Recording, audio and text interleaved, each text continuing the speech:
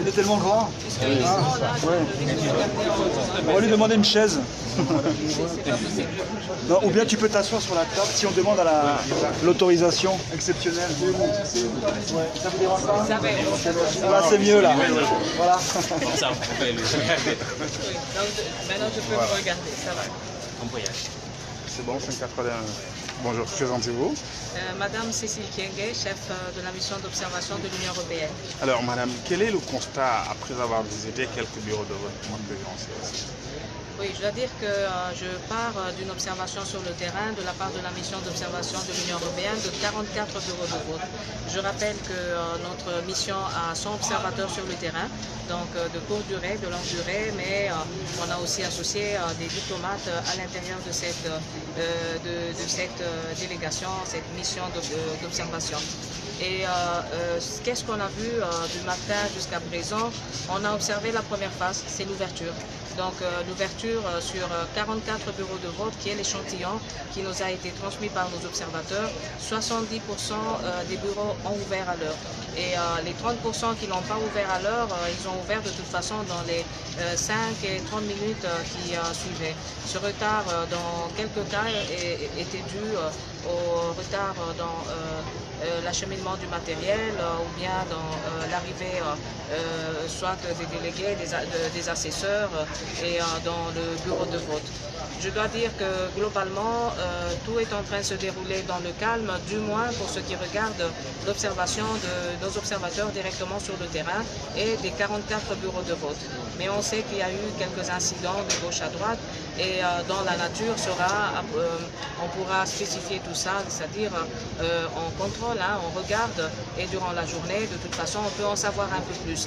Et donc, j'invite quand même à la prudence sur tout ça. Néanmoins, je peux dire que nos bureaux de vote sur le territoire ne nous ont pas communiqué des incidents et que tout se passe globalement dans le calme. J'aimerais aussi ajouter une autre chose. Durant la réunion d'hier avec le Premier ministre, on a pu obtenir un engagement de la part du Premier ministre à pouvoir ouvrir toutes les phases de la centralisation aux observateurs nationaux et internationaux. Quitte à nous maintenant de vérifier ça sur le terrain et aujourd'hui, dans les jours à venir, et voir qu'est-ce qui se passe exactement sur le terrain. Et globalement, sur le processus électoral, quel regard jetez-vous là-dessus pour avoir été là quand même en observant? C'est un peu trop pour donner un bilan. Vous savez, un processus électoral, c'est avant, c'est durant la campagne, c'est avant. Nous, on a des observateurs aussi de longue durée. Oui.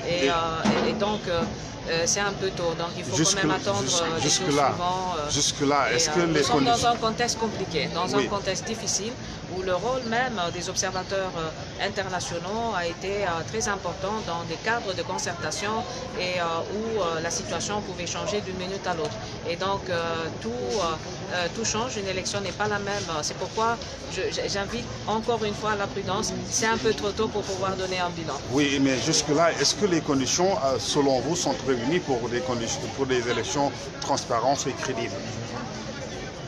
Si je parle du fait que c'est un peu très tôt à pouvoir donner un bilan, c'est justement pour ne pas essayer de prendre chaque mot de ce que vous avez dit, puisque c'est un contexte assez compliqué, dans le sens qu'on a eu des cadres de concertation, et vous savez que notre mission d'observation a comme priorité la transparence. On a travaillé sur la transparence, et c'était justement pour attirer l'attention sur ce point bien précis, pour ce qui concernait la distribution des cartes, pour ce qui concernait aussi la question du fichier, pour ce qui concernait la procuration, mais tout ça c'est dans le cadre de la transparence. Donc je ne peux pas prendre tous les éléments pour dire ils sont tous réunis, mais notre mission est en train de travailler, d'observer, de regarder là où les observateurs internationaux ont pu de toute façon intervenir pour faire leur travail, c'est-à-dire dans les cas de concertation, et on a obtenu un engagement. Mais je dois encore préciser que cet engagement doit être vérifié directement sur le terrain. Une dernière question, madame. On parle de l'enjeu sécuritaire dans les régions nord et centre du pays.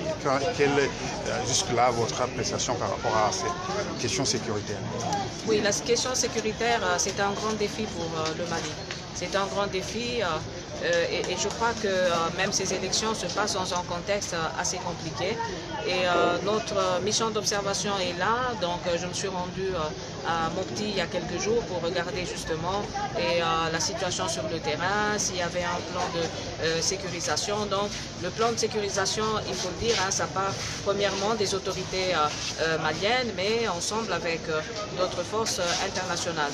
Donc en quelque sorte, je dois dire que c'est une question qui a été prise en charge, hein, et le plan de sécurisation, c'est justement pour essayer d'intervenir dans un contexte qui est assez compliqué. Merci beaucoup, madame. Merci à vous. Merci. C'est très gentil. Merci. Bon courage. Merci. Au revoir, merci. Merci à vous.